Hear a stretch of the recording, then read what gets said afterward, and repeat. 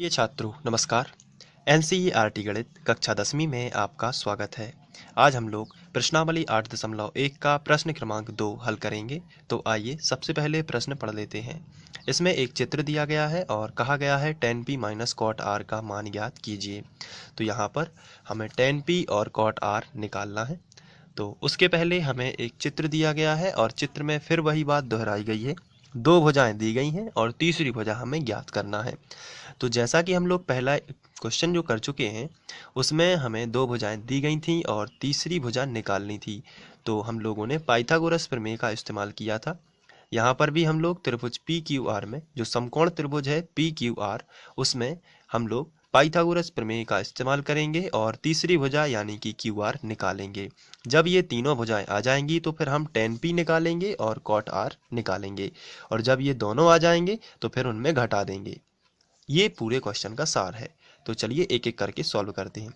सबसे पहले हम लिखेंगे चित्रानुसार समकोण त्रिभुज पी क्यू आर। आप देख रहे हैं पी क्यू आर समकोण त्रिभुज। जब आप लिखोगे तो आप में को बीच में वो समकोण बिंदु बताना है जहां पर 90 अंश बना है। तो अपन लिखेंगे यहाँ पर समकोण त्रिभुज पी क्यू आर में पाइथागोरस प्रमेय से यहाँ पर पाइथागोरस प्रमेय लिखेंगे। तो कर्ण का वर्ग पाइथागोरस प्रमेय हम सबसे पहले जानते हैं कि क्या होता है। कर्ण का वर्ग बराबर लंब का वर्ग धन आधार का वर्ग। तो हमने ये लिख लिया। इसके बाद कर्ण का वर्ग तो हम लोग जानते हैं कि समकोण के सामने की भुजा कर्ण होती है। यहाँ पर ये देखिए समकोण है तो समकोण के सामने की भुजा क्या है 13। तो यही तो कर्ण है। तो यहाँ पे हम लिखेंगे 13 का वर्ग। फिर बराबर के नीचे बराबर लंब और आधार हमें लिखना है। तो यहाँ पे थीटा हमें निश्चित नहीं है कि कौन सा है, तो कोई भी लंब ले सकते हैं और कोई भी आधार। चलिए लंब हमने ले लिया 12 तो 12 का वर्ग और आधार हम ज्ञात कर लेंगे क्यू आर। तो इसे हम क्या लिख सकते हैं क्यू आर आधार को। तो क्यू आर का हो जाएगा वर्ग इस तरीके से। चलिए अब आगे बढ़ते हैं और इसको आगे सॉल्व करते हैं।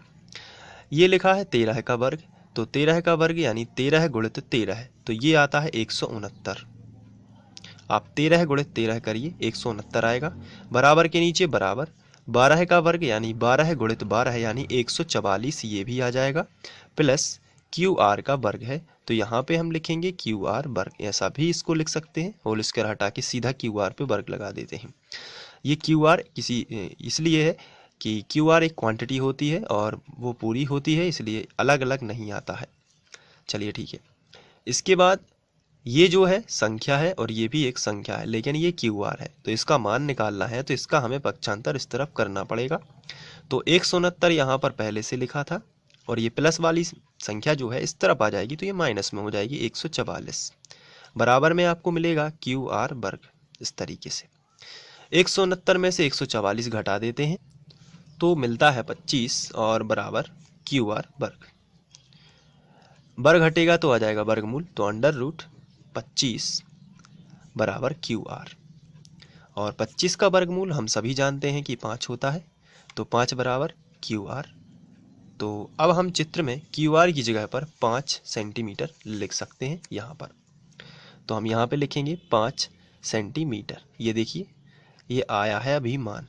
तो पाइथागोरस की हेल्प से हमने क्या किया है, तीसरी भुजा भी ज्ञात कर ली है। अब हमें क्वेश्चन में दिया गया है कि tan p में से cot r घटाइए। तो tan p का जब मान होगा तभी तो हम cot r में से घटाएंगे tan p को cot r, और cot r का भी हमें मान पता होना चाहिए। तो चलिए सबसे पहले हम tan p निकाल लेते हैं। तो यहाँ पर हम हेडिंग डालेंगे, इसलिए tan p बराबर, तो tan p यहाँ पर थीटा क्या है p। तो यहाँ पे हमें थीटा का पता लग जाता है जिससे हमें लंब भी पता लग जाता है। तो tan p पूछा गया है तो सबसे पहले तो यहाँ पे देखिए ये थीटा काम कर रहा है तो इसके हिसाब से ये लंब होगा और ये आधार होगा, क्योंकि कर्ण तो निश्चित होता है। लेकिन tan का सूत्र क्या होता है, तो फॉर्मूला वही होता है LAL बटे KKA। लेकिन यहाँ पर tan है तो ये साइन की लाइन है, ये कॉस की लाइन है, तो ये किसकी लाइन हो जाएगी tan की लाइन। तो ये साइन का बॉक्स है, ये कॉस का बॉक्स है और ये tan का बॉक्स है। तो tan फॉर्मूला क्या कहता है, लंब बटे आधार। लंब बटे आधार।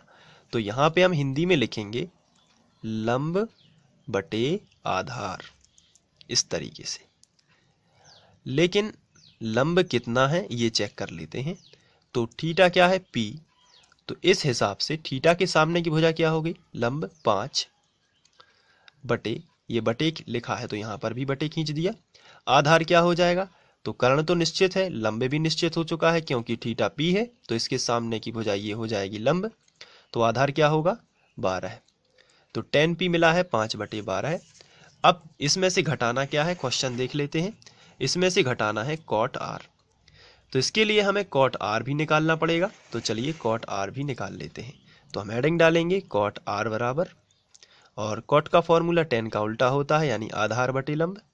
तो हम यहाँ पे, क्योंकि tan और cot एक दूसरे के उल्टे होते हैं, तो यहीं से देख के आपको एग्जाम में लिख देना है कि आधार बटे लंब ये हो जाएगा, ये आधार बटे लंब। अब यहाँ पे लेकिन थीटा क्या काम कर रहा है, तो थीटा काम कर रहा है r।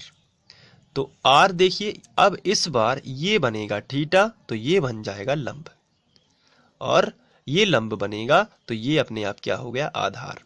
तो आधार क्या पूछा गया है, cot r के हिसाब से आधार क्या है, तो r के हिसाब से लंब ये है तो आधार तो ये होना चाहिए। तो यहाँ पे हम लिखेंगे 5, और r के हिसाब से लंब क्या है, तो r के हिसाब से r के सामने की भुजा यानी 12 ये हो जाएगी लंब।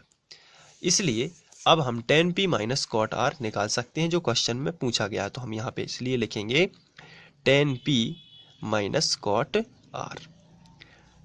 tan P, यहाँ पे tan P लिखा है और cot r, tan P कितना है 5/12 है, तो यहाँ पे हम लिखेंगे 5/12 है माइनस cot r कितना है 5/12 है। तो ये देखिए 5/12 है, इसमें कोई भी चिन्ह नहीं लगा है तो प्लस का माना जाता है, ये माइनस तो प्लस माइनस के कैंसिल हो जाएंगे, तो फाइनली ये हमें मिलेगा 0। तो इस तरीके से हम tan P और cot r निकाल लेंगे बड़ी ही आसानी से। तो इस तरीके से आपको सॉल्व कर लेना है। Thank you.